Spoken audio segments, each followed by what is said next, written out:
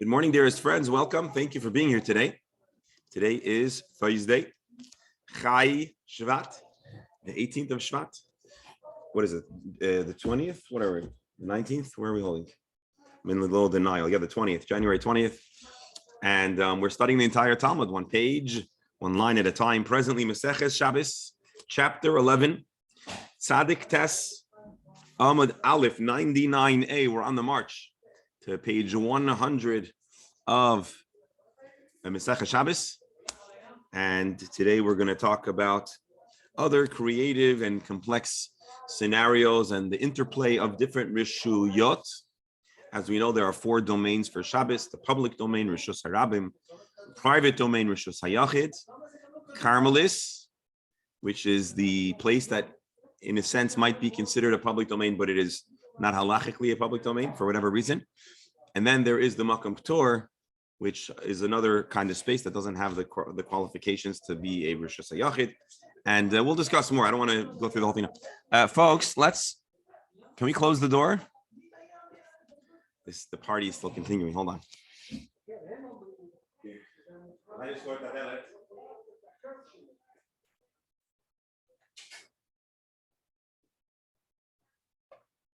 All right, a little quieter. Before we start, yes, we had a bar mitzvah today, and I want to share something interesting. It was a family from Chicago.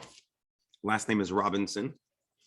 And when they told me the name is Robinson, I said, you are the Robinsons. I'll tell you why. Because in Chabad, my mother, whose yard site, by the way, is this Sunday, my mother, her maiden name was Robinson. And it happens to be that Robinson is not all that common as a Jewish name. It is a Jewish name, originally Rabinowitz, but Robinson is not high. So if you're Robinson, there's only a few options. And so there's a famous Robinson family in Chicago who were very active, especially in the era during and after the war. Many survivors, and actually the Chabad organization, the previous Rebbe, when he came over from Poland, as we discussed a few days ago, so he arrives in America physically handicapped but determined to rebuild Yiddishkeit, and he travels around the country. And one of the places where Chabad in 41 had a number of supporters and followers was in Chicago. And he meets a young man named Yosef or Yossel Robinson, who's a very young man just starting up in business, and he became very close to the previous Rebbe. And he had the distinction of paying off the mortgage on a very well-known address called 770 Eastern Parkway. And so in the Chabad world, if you're Chabad yeshiva educated, most likely you're going to be familiar with the name Robinson. And so in Chabad, if you say that your mother's name is Robinson, they're going to say, "Oh, are you Robinson from Chicago?" I know we were Robinson from Brownsville, from New York. But so it was nice to meet the famous Robinson family who did so much. So I know the Chabad angle, but I was speaking to them today, and they told me that there was a Robinson's department store in Chicago. I don't know if any of you know that. I don't think it exists for the last 30, 40 years. And many survivors came over and they needed a chance to restart their lives. And so he employed many of these folks, although they weren't, unfortunately, at the time quite capable of doing much, but he paid their salaries to the point where the business went under, because he gave everything to help Klal Yisrael, and in particular to help these families that were struggling to rebuild after the Holocaust, these survivors.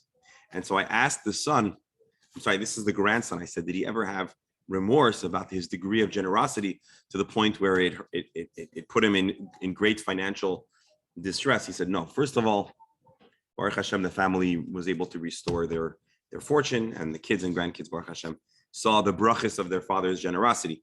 But he said, more importantly, their father, this original Yosef, so utterly educated the family to his last moment about the virtue of generosity and the value of generosity, that it's a value that continues in the family. But they see that although he originally pushed himself to the brink to help a fellow Jew, but ultimately the family sees those brachas continue to pay dividends 50, 60, 70, 80 years into the future. So I thought that was a fantastic story. And so I wanted to share that. Dr. Hammer, you're muted. Hold on, doctor, I want to hear you. Hi, was your mother related to Shaul Robinson, Rabbi Robinson? I Do you know don't who believe so. I do. Lincoln Square synagogue rabbi Yes. who's originally from Glasgow, Scotland, and all of that. Yeah. Unfortunately not. Unfortunately not. Very nice.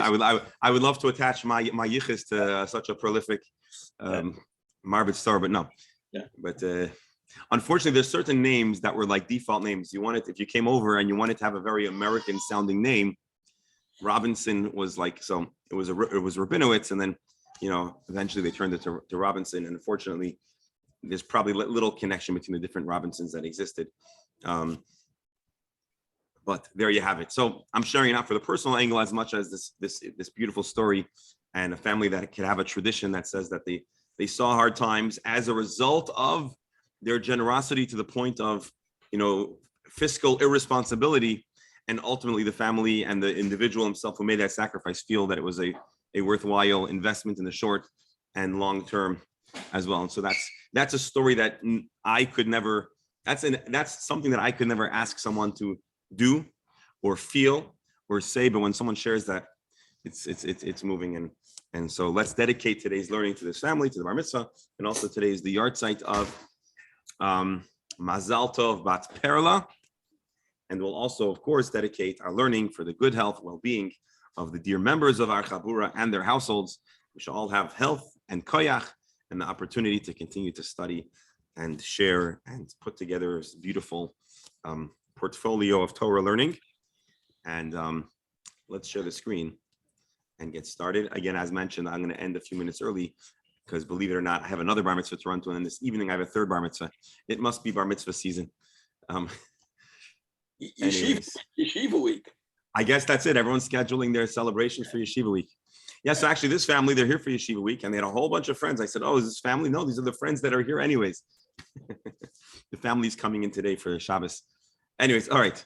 Now let's change the formatting. So again, as mentioned, we are still in this zone, in the season, in the space in the Gemara of discussing and identifying different facets of the Hotza'ah conversation. A conversation about what and how and when a person is in trouble for causing an object to be moved, moving, throwing, transporting an item from one domain to the other. As a matter of fact, and we pointed this out, the issue of Hotza'ah dominates more space in the Talmud than practically any other issue, period, and certainly dominates more space than any other Shabbos-related issue. And one of the reasons why the Gemara has to spend so much time going through every facet of Hotza'ah is it is inherently a complex matter, domains, what it means to carry, but also because it is the hardest melacha to appreciate. As mentioned many times, all the other melachas were creative, with the exception of Hotza'ah, which was not so much creative. It was simply to move an item from point A to point B, and therefore we're going to vigorously analyze and examine every angle of the issue. And today we're going to be talking about unique scenarios that you might have otherwise not considered, that may or may not be considered a Rishus HaYachid and the Rishus HaRabim. And along the way, we'll learn some of the definitions and the defining parameters of what the different Rishuyot are. We're going to use Be'ezer Hashem, this fantastic resource that we called upon yesterday to see some color images to help us visualize some of the items that we'll be discussing today. Here we go. Again, we read this yesterday, but let's start from the top. Chulyas Habor, the bank of a pit, which means the rim, the built-up mound around a pit, v'hasela, and a stone, a boulder, shehem gevoyim asara, which are 10 tfachim high, the rachvan arba, and they have 4 tfachim of width, hanotel mehem, one who takes from them, v'hanoten al gaban, or one who places an item upon these walls, mounds, etc., rocks. Chayav, he is chayiv. Now again, we're talking about taking something from the public domain and placing it on this thick wall, which is, as we'll see, has the status of a private domain. Or if he takes something from upon the stone or the wall, which is a private domain, and placing it into the public domain, this is He's chayiv because he has caused an item to travel from one domain to the other. Rabbi, Yes, now that we have two measurements, height and width, does it have to be both or one is sufficient? it has to be both, to my knowledge. Both criteria are necessary for a protruding mound or pile to be considered a private domain. We're not going to make it that easy to have a little something in the middle of the street considered a private domain. You could have a lot of width and no height, and it's a big Indeed, amount. we'll discuss that. So, for example, I'm not going to give the answer now, but a good question: a fire hydrant, is that considered its own private domain, or is it a makom p'tor? What about those electric caps? Those like green thingies that every once in a while you see popping out of the ground, and it contains all different wires or stuff. Is that a private domain? Well, it's used by the public. A fire hydrant is used by the public, so I would assume it's a public domain. Even though Right. It's 10 high and width is 4, but it's still used by the public domain. Just because it's an entity of that size doesn't make it inherently private domain. Which is, by the way, let me extend that question. Why, if you have a cellar that's in the middle of a large area in a public domain, just because it has certain height or width, if it's within a public domain, what all of a sudden makes it into a private domain? So let me interject just for a moment, Dr. Yes. Stamler. I agree with you in theory. If I were to be imagining or creating the laws of Shabbos, I probably would see it the way you do. However, one of the shocking chidushim of the laws of Shabbat, and particularly the laws of carrying, are that private and public domains in this context have little to do with property ownership. It has little to do with zoning or property ownership, and it is more closely related. And I'll tell you the truth, when I was refreshing recently these halachot, it struck me again that this is a little bit of a chiddush and something that we would not otherwise really consider. That Rishut HaYachid, Rishut HaRabim, you could have a private park that has a volume of folks in the right dimensions, and it's entirely privately owned, and you can close down everything and send everybody out whenever you want. But if it has the other parameters of a public domain, it could be considered a public domain. And I guess the better example would be a private road, right? You can have a private road that you manage, but if it has the right criteria, it would be a public domain. Conversely, as you pointed out, and it's an important chiddush and something that we might otherwise not focus on, so I'm glad you spelled it out. You might have a fire hydrant, which is entirely owned by the municipality, and it's there for the service of the people. But if, and this is a big if it has the dimensions and the criteria, there's a good chance, the question is still out, I asked the question, there's a good chance it could yet be considered a private domain. Now, usually, private spaces are enclosed, private spaces are restricted, private spaces are walled in. And so it usually does work based on our intuition, which is private domains are going to be private and public domains are going to be public. But it turns out that the proper definition of Rishut HaYachid and Rishut HaRabim need to ultimately negate the aspect of property ownership, and its use and design are much more important than who owns it and who controls it. Rabbi, so Yes, here sir, today, a gated community where all you have is that little bar that goes up, and the community could start half a mile down the road, the Rishus HaYachid starts immediately? So first of all, more likely it would be a Carmelist than anything else, unless there was an Eruv, right? But yeah, it's complicated. It's much more it's a lot more complicated than one might wish and imagine. And by the way, that's why, for example, that's why Eruv construction, not to totally muddle the issues, is a complicated matter only for highly trained and licensed specialists. It doesn't have to do with the technical work, but it has to do with the complexity of determining what area is qualified to have an Eruv. A biblical or halachic Rishus HaRabim, for example, cannot have an Eruv. It's a lot more complicated than that. But let's go back to the Mishnah. I'm glad I asked the question. By the way, yes, doctor. I think Menachem will agree that this is problematic in Teaneck, if you look at it, because most of the front lawns do not have not only gates, they don't have shrubs. They just have grass, which goes then to the public domain. And therefore, there are times when it's much easier for people to avoid, for whatever reason, to go on somebody's front lawn with a carriage or whatever. So that could be a more of a problem in certain No, areas. but we have something here at Lemaire right now where the gate is open permanently because it's broken. Does that change the status? I'm sorry. Again? Yeah. Well, so Dr. Hammer, you're making a good point, except I have a strong feeling that Teaneck has a fantastic Erev. I forget the rabbi's name. Yeah, many fantastic rabbis.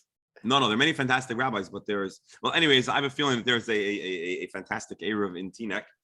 Yeah. But absent in Erev, every household would probably want to construct their own private Erev, or their yards would indeed be restricted on Shabbos. And actually, you'll find in certain areas where there are not Erevs, or the community for whatever reason doesn't rely on the public Erev for a variety of complicated dynamics, you might find that they have a private Erev enclosing their front yard. And you see this a lot in Brooklyn, where there's a lot of Erevs and a lot of opinions about Erevs.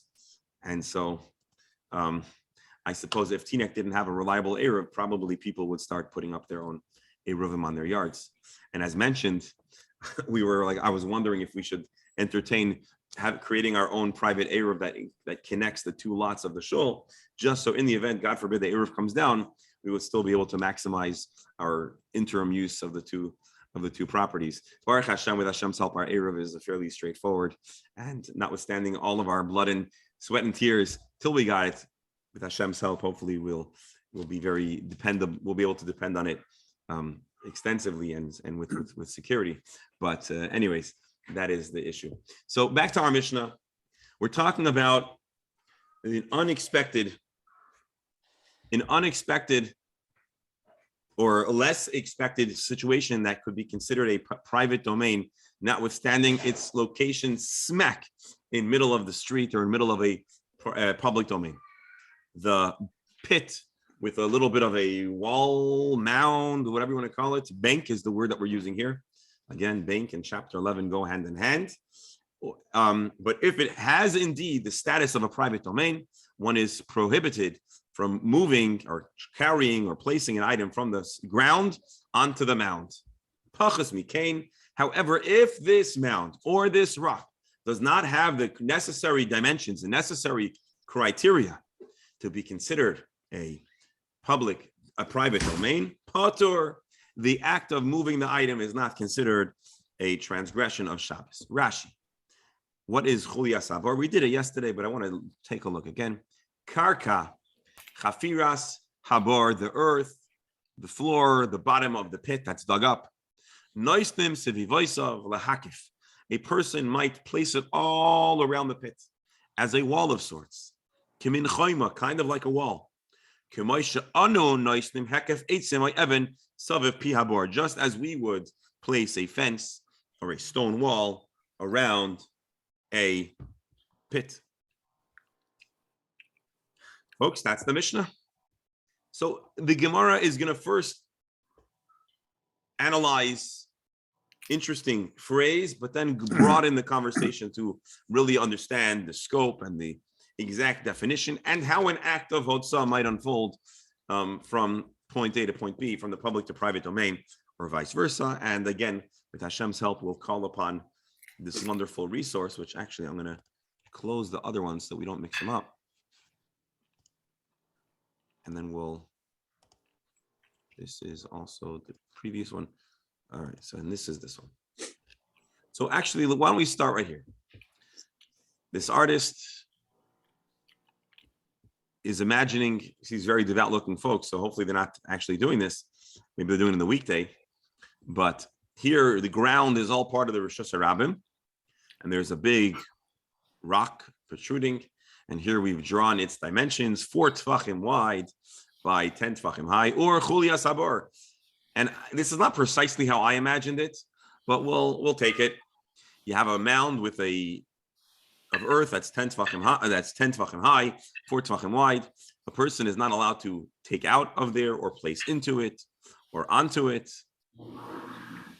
That would be considered chayiv, unless, of course, it was shorter than portrayed here or narrower than portrayed here, and then it would not be considered a private domain. I should point out, I think Mark would disagree with me, and I'm probably going to agree with Mark. But just looking at this picture, the way they help us imagine 4 tvachim, I might say that maybe a fire hydrant does not quite have those dimensions. However, we have to still explore, and we're not there yet, how to measure the 4 tvachim. Is it diameter? Is it across? So we haven't really discussed those details yet. But suffice it to say, here we get a little picture of perhaps what we're talking about. Let's go to the Gemara and see some. Didn't share the picture, so Oh, you didn't see the picture that I was just showing you? no. Ay, ay, ay. I'm sorry, now I'm gonna have to do it all over again. Let me reshare. So you guys were all so polite. I'm busy telling you about pictures and now you see it? Yeah. All right, so now you know what I was doing. I'm not quite Meshuggah. I was trying to show you this. How you have this rock, which is 4 tvachim wide and 10 tvachim high, or you have this pit with a mound of earth, which now maybe you can agree with me is not quite how I imagined the Mishnah to be describing, but close enough. The ground is the Rishus HaRabim. The top of the mound or the inside of the pit is a closed off private domain, and therefore to put something onto it or to remove something from it is considered hotza'ah, moving something from a private domain and onto a public domain, or achnasa if you place it on. And so now you'll understand my comment that these pictures make me imagine that a fire hydrant is more narrow and maybe shorter than this. But in truth, I think if we'll do our own independent assessment, I have a feeling that a fire hydrant, possibly, Mark, help me out. Is it 10 tvachim high? Is it 4 tvachim wide? All right, we're going to have to see a little more of the Gemara, and then maybe we can revisit that question. Mark, you're muted, but you're probably saying that it depends because it's really narrow on the top and wider on the base. Because that fire hydrant's probably good. I mean, it's 30 tvachim. I mean, what was it? The 10 tvachim is 30 inches. So I don't know. And fire hydrant, that's just one of the taller ones, may not be that high up.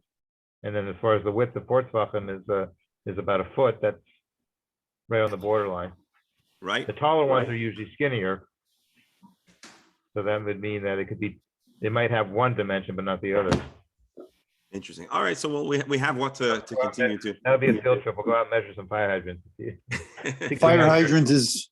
Fire hydrant is 18 inches long, high. 18 inches. Oh, that's not high enough then. So it's So higher. do we have? No, it Hold needs on, to be so- 30 inches. Is that a Canadian fire hydrant? No, I Googled it. Standard 10 tvachim is 30 inches. dimensions. I think they're fire. higher than 18 inches, the fire hydrants. How do you spell? Oh, here. Standard size of fire hydrant. I suppose this is what Alan saw. The standard fire hydrant has a 2.5 connection hose. That's the hose That's- connection. That's for the hose. That's what's got to be scanned. Mark, It can has you to be- read this? 31.88. 31.8 makes it just barely 10 tvachim. The base is 31. Okay, this. I think I'm a little bit out of my league to even try over here, but very interesting. This is a It's only 10 Mm. inches diameter at the top, which is not the right. So if we measure from here, which this is really the base, till here, that's well less than 30. Here you have 28 inches, and that's with what's underground and coming to the top. just under. Okay, so we have a complicated shiloh. We'll have to probably ask a posek. But that's just that particular mile. They vary from town to town. From state Okay. to state to state. So I didn't realize. Colors. I didn't even realize what a can of worms I was opening up over here. All right, let's see the Gemara further. Now the Gemara is going to go back to the very beginning. We're going to go more to talk about the bank. Lama lila misni chulia sabar v'asela. Who needs to talk about the bank? Who needs to talk about the mound of earth that's built up around the pit? You could have make the same point by saying, Lisni, Habor v'Hasela, just talk about the actual hole and the rock, because the dimensions that create a public domain or private domain can either protrude up above the ground or be dug into the ground. So why does the Mishnah need to complicate things by talking about the wall of the mound, the bank of the pit? Make it more simple. So the Gemara says, for the fact that we don't just say Habor, we say Cholias Habor, Misayeh Yaleh l'Rabbi Yochanan. This should be a supporting or supportive text to the opinion, to the position of Rabbi Yochanan.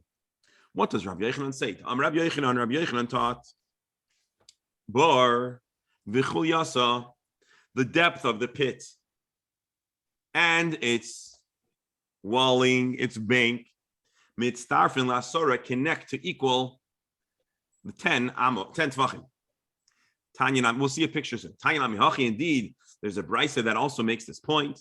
Bar b'rshus harabim, if there's a pit present in the public domain, amuka asara, if the depth is 10 tvachim, Rechava arba, and it is wide 4 tvachim. In mimalin hemeno b'Shabbos, you cannot use it to fill up in Shabbos. Ella imkain asul amechitza givoya sar tvachim, unless you created a mechitza around the bar, around the well of 10 tvachim. Ve'in shoysen himeno b'Shabbos, and you're not allowed to drink from this pit of water. Ella imkain hichnes l'reisha v'ruba, unless he has most of his body within the airspace of this well. And then here's really the punchline that's relevant for our discussion. Bar v'chil yasa, both the depth of the pit and the wall coming up, mitztarfin lasora, combined to create the dimensions that would make it its own rishus, its own domain. All right, let's go back. There's a lot to unpack. So why mention Cholias Habar? The short answer is the Mishnah is coming to support or adopt the perspective of Rabbi Yochanan that says that we could combine the depth of the pit with the height of the walls to be 10 tfachim. So you might look on the exterior and it only has 4 tfachim of height, and you'll say there's no way this is a private domain. But that's inaccurate, because we combine, we connect. You have to dip your tape measure into the bottom of the pit, and as long as from the bottom of the pit to the top of the walls you have 10 tfachim, well then, dear friends, this would be halachically classified for the purposes of Shabbos as a rishus hayachid, and this is the opinion of Rabbi Yochanan, and that's why our Mishnah uses what might be somewhat awkward phrasing, Cholias Habar, the mound around the pit. It's just teaching us that the chulia counts. It counts to create the 10 tvachim dimensions of Rosh Hashanah. Rabbi, how did they feed the animals on Shabbos with water anyways? If you can't, isn't there usually a rock, a big heavy rock on top of that well? I don't know exactly. You can't lift the rock. I don't know exactly how it worked. You're asking an interesting question. I don't know. I'm sure they figured it out. Most likely, like we say over here, you want to create a mechitza that encloses your watering hole so that the space of the Rishus HaYachid is expanded to allow you to interact with the water and drink from it without it being considered that you're moving something from a Rishus HaYachid to a Rishus HaRabim. So again, if the well is not walled in, then taking a cup out of the well and drinking it is taking a cup of water from a Rishus HaYachid and bringing it into the Rishus HaRabim. But if there's an enclosure giving some space around the pit, well, now you're stepping into that area. You're now already in a Rishus HaYachid. And so you can drink from the pit without worrying about carrying from a Rishus HaYachid to a Rishus HaRabim. I believe that's what we're saying.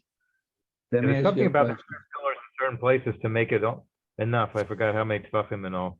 I don't know if it's in this Gemara. We're going to see soon an interesting discussion which is connected to So and other places. let me ask you another question. So theoretically, if you have a bore that's 9 tefachim deep and only 1 tefach high above, theoretically, it's considered Inside the board could be Right. considered. Why don't you extend the same thing to the cellar? say it depends on the wholesaler. Whatever is in ground should be also calculated towards the total height of the cellar. It's an interesting question. I'm not really qualified to weigh in, but I suppose we could say because the cella is solid. And so all you're interacting with is the height of the cella. And therefore you just measure to the ground. Whereas a pit, you can actually get something inside the depth of But to me, in my mind, it was really only the chulia, that really should have been counted. I hear you. I hear you. I Because otherwise, if you have a 10 fucking deep bore with only a little pebble above, it makes it also theoretically. Basically, the bottom line, the bottom line is like this: in the halachic conversation, a wall in an enclosure is not exclusively what's above surface. It's also what you have access to below. So, for example, but and I guess that's really your question. So, a pit which is open below earth, so we can dip the tape measure. I'd say like this: wherever you can dip your tape measure into, that's what counts. And so, therefore, a bar, you can actually put something into the pit and you have it under 10 tefachim. Whereas a sella, the height of what's on top of the sella to the ground is only whatever it is. I'll tell you an interest. Yeah, well, anyway, so I don't know if that's satisfactory to you. I hear your question, but that is, in other words, Dr. Stamler, if I could rephrase your question, it would be interesting if the Gemara will give us a clue as to why the dimensions of 10 tefachim are what create a separate domain. What about the 10 tefachim? And once we have the right words to sink our teeth into, what about the 10 tefachim, we'll be able to better analyze and assess why we might consider the depth of the pit, but not the depth of the cella underground. So I'm not giving you an answer, but I think that might be the framework. When we'll have that answer, we'll be able to come back and try to ask that question again. It's a good Rabbi, one. Rabbi Beryl, yes. Your picture confused me even more because the way the picture is with the hole in the middle, how do you Right. measure width? If you have very thin walls and who knows how wide that hole is, you count the hole as width? We haven't yet discussed the exact science of how to measure width. So I don't even want to go there yet. Suffice it to say, there is a formula. We haven't yet analyzed the formula. We're still talking about the word chulia tabor and what it's coming to teach us. And let's see if the Gemara gives us some more information in the coming lines. So let's just read this brayso again. I rushed through it because I wanted to show you the punchline, which is bor v'chuliyatam mitztarfin. And that's what it says over here. Bor v'chuliyatam mitztarfin lasara. But what is the brayso talking about? Bor v'shus harabim. If you have a public domain and in the middle of it there is a pit, there is a hole. There is a how do we call it? There is a boulder. No, what do you call what do you call a hole in the? What do you call a hole in the road? Well, no, a pothole. A pothole. You have a pothole. You have a pothole. Now, hopefully, the potholes that we're interacting with are not 10 fucking deep, or there's a lot of trouble. By the way, one of the blessed. Alan will tell you the potholes in Montreal are 15 feet deep. I was going to say one of the brachas of living in Florida, and I don't know if you ever noticed this, is we don't seem to get potholes that much. I don't think our local municipality get all the credit for it. I think it has to do with our weather.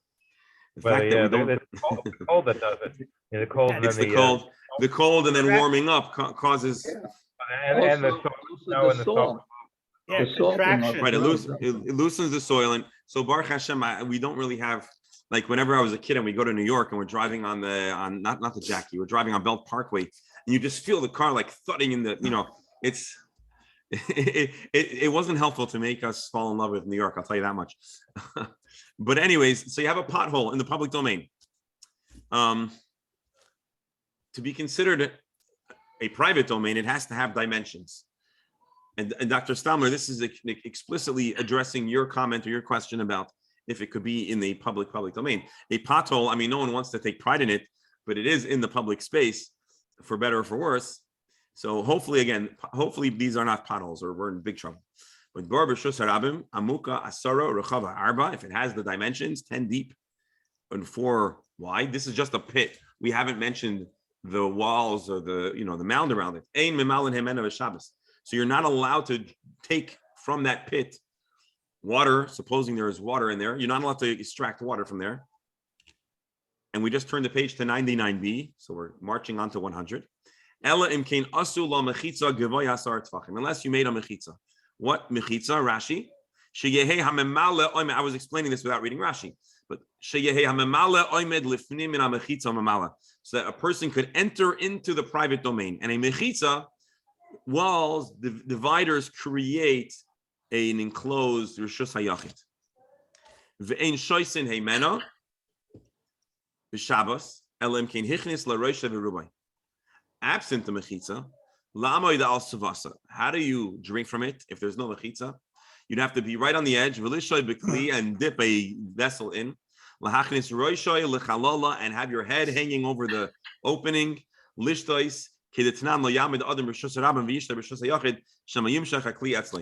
we're going to see a Mishna that says a person shouldn't stand in one domain and drink in Rosh Hashanah and drink in the Rosh Hashanah, because we're afraid you're going to eventually take your ladle or your dipper and bring it to you. So you're not biblically breaking Shabbos if you have a ladle, you dip it in, and you lean over and you drink it. But it's so natural that you'll draw the cup to yourself that we're going to read that Rabbanan one should not do so. Professor. Rabbi, at the beginning of this Baraita, it says that we have a partition around it, and then if you are within the partition, you can drink from the pit. Yes. Or you can draw water from the pit, but what do you do with this water? You cannot take it out to the public domain because you are within the private domain. No, I believe we're only talking about the individual drinking it, not doing anything more than that. So yeah, you couldn't take it home, or you couldn't, maybe you could have your kid. I suppose this was the parallel of kind of like what today might be a public water fountain. In those days, they just had a pit of water, and anyone that was thirsty could fill up and use that same ladle. You can imagine how hygienic that was. Doctor? I'm missing something here, because it says here that if you make a partition that's high asar tachim, I see. I think the way I understand it, it's two alternatives. Either you have a mechitza, or you're suspended over the well. I believe so. We can read Rabbi Steinsaltz to confirm that.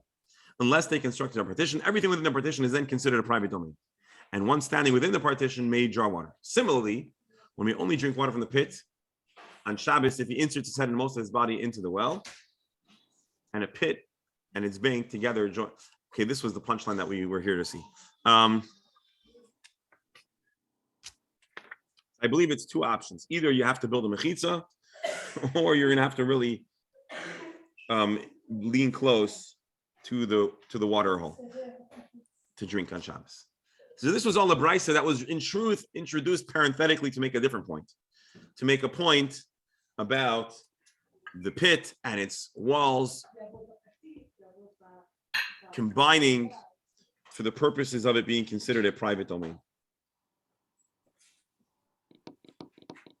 Now, can a person actually, here's the question, can a person actually stand within the banks of the pit? So I always imagined yes. The portrayal here doesn't really support that, but I still believe that's what we're talking about. So instead of the wall being right along the rim of the pit, I imagine that it's a little bit further back, and so you could stand here. And although there's only a 4 tefach partition, no, I don't know. We'll have to see. I'm actually not certain now. You're making me think.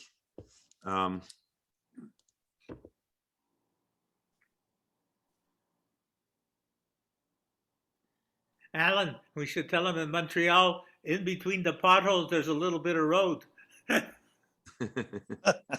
Oh, you're not convincing me to come.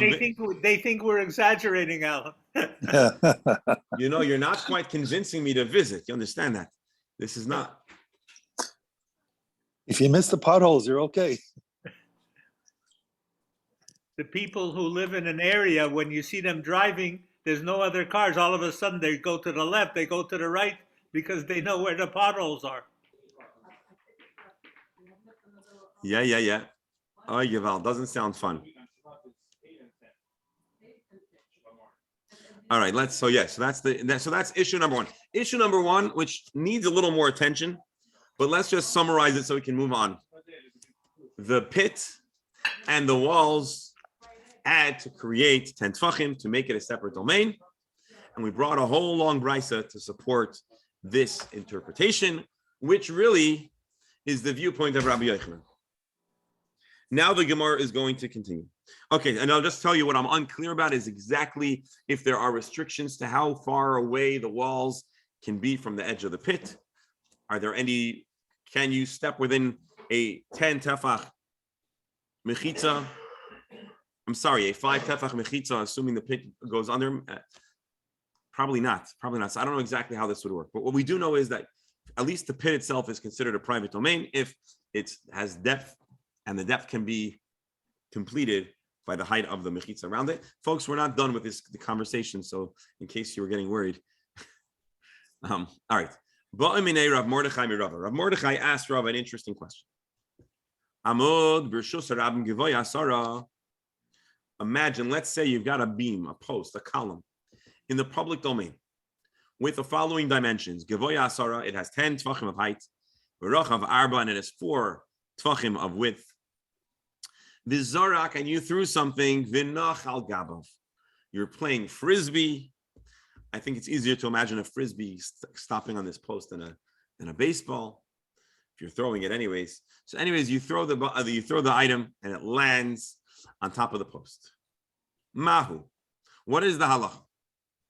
Mi amrinan, do we say, Hare akira be'isur? There was a prohibited act of uprooting, picking up the item. Why? He picked it up from Rosh Hashanah. Hare hanacha be'isur, and also it was put down on a Rishos HaYachid. The item moved from the ground, Rishos HaRabim, landed on a post, Rishos HaYachid, and therefore it should be prohibited. But there's an alternate interpretation, and Professor, I think you're going to like this question too. Alternatively, kivan demi makom pitor ka'asya, above 10 tfachim. In the air, it's not considered a Rishos HaRabim or a Rishos HaYachid. It's considered a makom pitor. Loi. Therefore, what you've really done is you've taken an item, you've picked it up from the public domain, you've cast it into a makom pitor, into an exempt domain, and then it landed on a Rishos HaYachid. So do we look at it as if there's the disturbance, the interference of the makom pitor? Why is it a makom pitor? Because it's 10 tfachim of airspace in what is otherwise a public domain. I want to draw you a picture. Let me see if they give us a picture. I don't think they do, but oh, here they do. Okay. Do you see my screen? You see the picture? Yes. So imagine the man with the purple gartel, the purple, he bent down and he picked up a loaf of bread and then he threw it. And as he threw it above the airspace of the public domain, it was higher than 10 tefachim from the ground. And as the professor reminded us a while back and today as well, anything in the shaded zone, I think you can see. Can you see the shaded box that I made with my cursor? Yes. So all of this is above 10 tefachim. It's makom p'tur. It's not classified as public domain because the public domain cuts off in the air. And so it travels public domain, makom p'tur, and it lands on a Rishos HaYachid. Are you potter or not? Do we say that ultimately its akira was in a public domain? It was picked up in a public domain. It was deposited in a private domain. And we don't take heed to the airspace within which it traveled, which, by the way, we make that case in other scenarios of throwing? Or no? Do we say you're potter? That is the question. That's the question that's asked by Rav Mordechai to Rava. Rabbi, if it lands above 10 tefachim, you're okay? No, because it landed in a Rishos HaYachid. it landed in an area that had the sufficient dimensions to be considered a private domain. You're not allowed to cause something to go from a public. This is, I think, a very fundamental question. The question is, does the fact that inevitably, if you're throwing something as opposed to carrying, when you're throwing something from point A to point B, almost always it's going to travel in the air. And almost always it's going to be traveling above 10 tefachim. So this is a fundamental question anytime you want to throw something from the public domain to the private domain. And it's not going to be thrown. And by the way, we could probably make the case that a frisbee of all things could be thrown with a kind of precision and height that might not trigger that issue. But it's going to take some creativity that the Gemara is going to share with us. Back to the Gemara. A technical question. Yes. When you underline the area that you said is not a public domain anymore above. Yes. What happened to this? You did that covering the whole picture, for the breadth of the picture. But what about this area over the private domain? Shouldn't this patur area go up above the private, above this column? My recollection is that the airspace of Rosh. You underlined the top area of the picture. Could you Correct. do it again? Here, let's do better. Right. Let's. Shouldn't the area over the private domain be excluded from what you draw? So unfortunately, not unfortunately. Because It's- this airspace is not above 10 Tvahim over this private domain. It's above public domain, but not above private domain. So first of all, it travels through the airspace of the public domain. Right. It then drops in the airspace of the private domain. However, to my knowledge, the area that is now shaded above the private domain is considered a private domain. This is what And I would certain- also think. Yeah, and Yes. certainly the top of the private domain is considered a private domain. Okay. Rabbi, if he had a board, a long board, could he step on a stool and just let it slide down the board? So I want to remind you two things. First of all, we've already established that carrying, if you're actually carrying, it is clearly a problem, even if you're holding it above 10 tefachim. The Gemara even discusses, and I think not long ago we discussed about carrying, that it should not be a problem. Why is this question then being asked? Haven't we already established the answer? So let's see. In probably not today, but hopefully in the coming days we will be able to figure that out. Rabbi, So yes. why would he want to go ahead and throw it if he could just carry it or wear it and go there across the street and it's dropped off over there? Maybe he doesn't realize that that's considered carrying on Shabbos. Remember, all of these scenarios, it's not about a person wanting to do it. It's about figuring out if it is defined as such. So hopefully all of the things that we're discussing, a person doesn't want to do on Shabbos, but we still need to identify prohibited and permitted activities. Folks, by the way, I want to just point out how much I love learning Gemara, that I've passed my self-established deadline. But we need to see this Rashi. Mimakim P'tor Ka'asi. How does it come from a Makim P'tor? He tells us a very simple fact of life. She'i avshar, it is impossible. Shelo higbi atchila l'mala min hamud.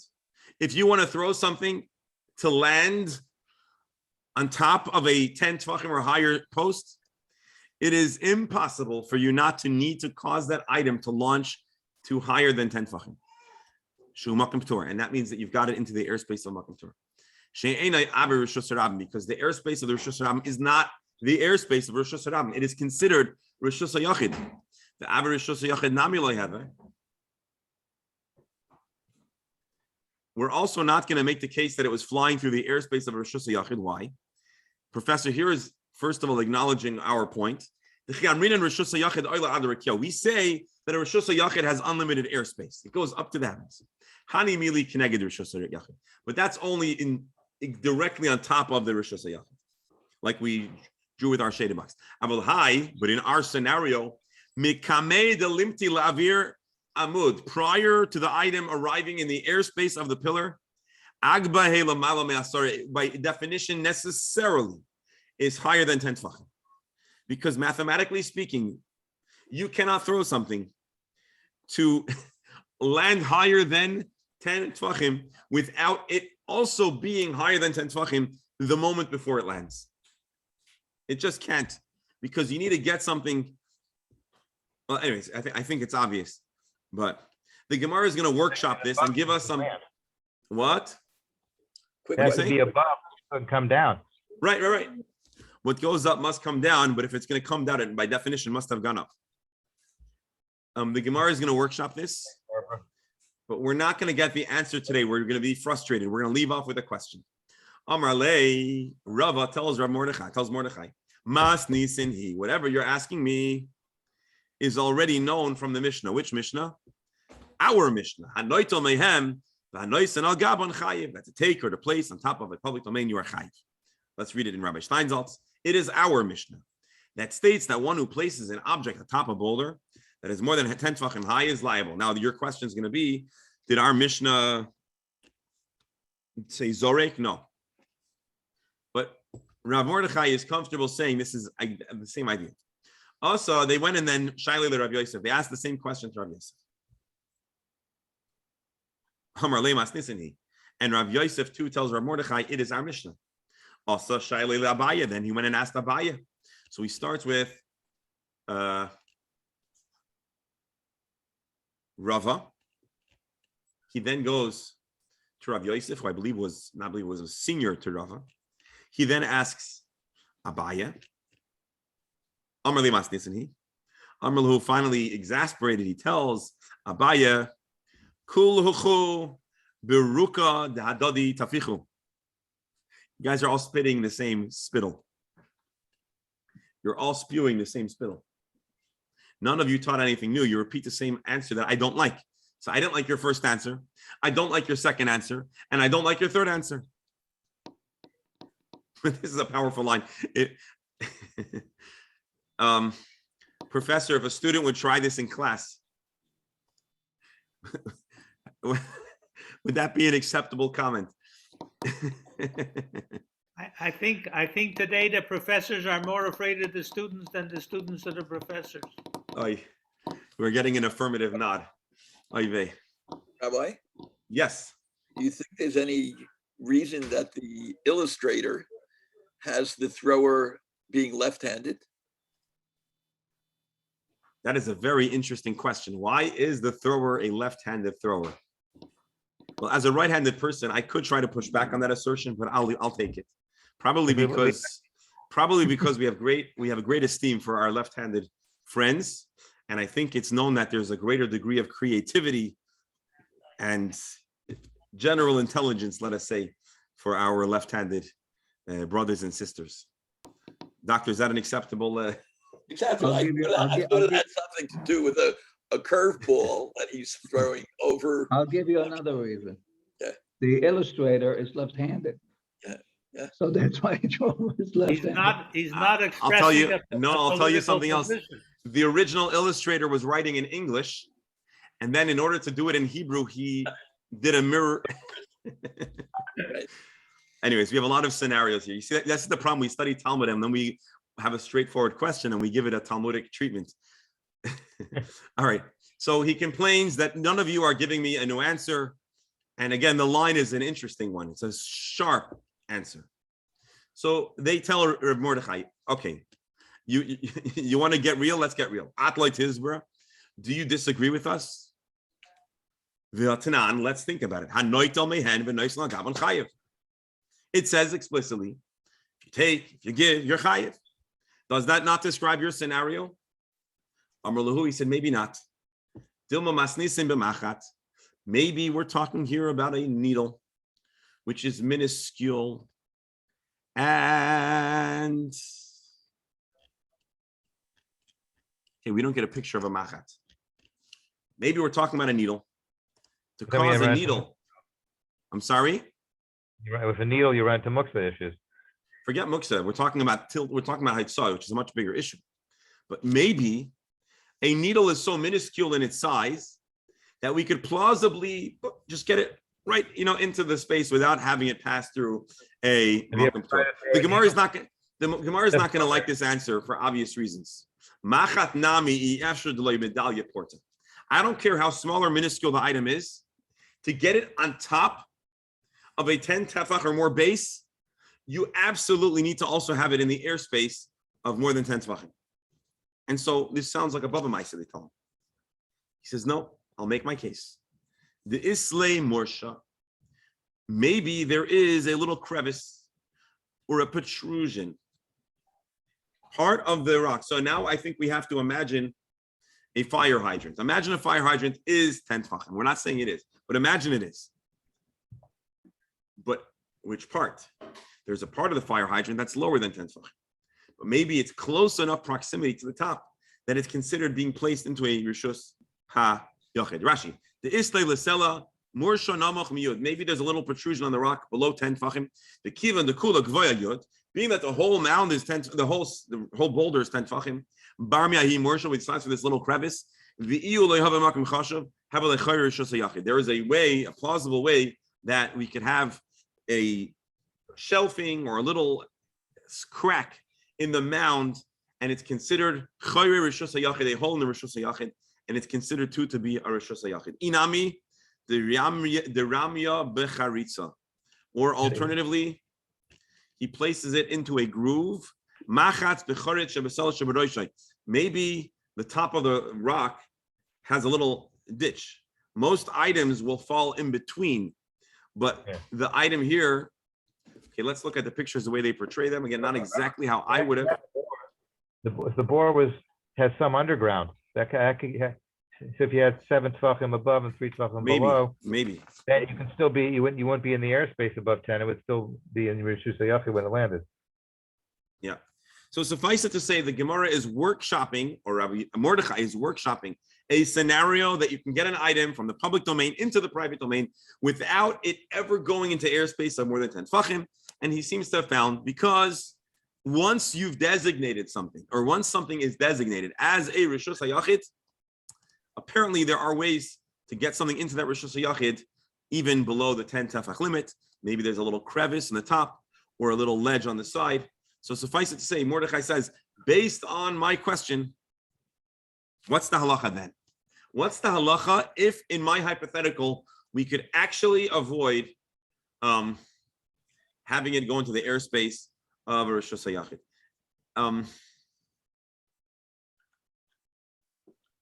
Or I'm sorry, I take that back. It's possible that when the Mishna says that you take something from a Rishus HaYachid and place it on a Rishus HaYachid, maybe it's only in this rare, odd hypothetical where it hasn't gone into the airspace. But if it goes into the airspace of a Makom P'tur, we're left with a question. We're going to have to end off our shir with this question hanging. And I apologize for doing so. My dear friends, I look forward to seeing you all tomorrow. We should have a life and a week and a month that's full of simcha. And as there are 3 bar mitzvahs today, there should be many, many more celebrations. Yasher koyach to you all. Looking forward to seeing everybody tomorrow. Gesundheit and freilich. Thank you. 3 bar mitzvahs, you have a chazukah.